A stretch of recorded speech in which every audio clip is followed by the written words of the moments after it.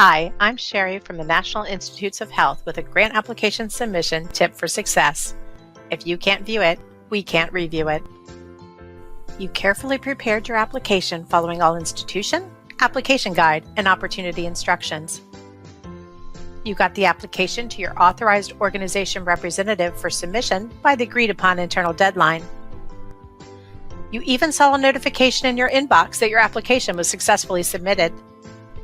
It's tempting to high-five your team and move on to the next task, but resist that temptation. You still aren't done with the submission process. Submitting your application to grants.gov is not the final step. You need to log into ERA Commons and check your assembled application image, even if you previewed the application image prior to submission.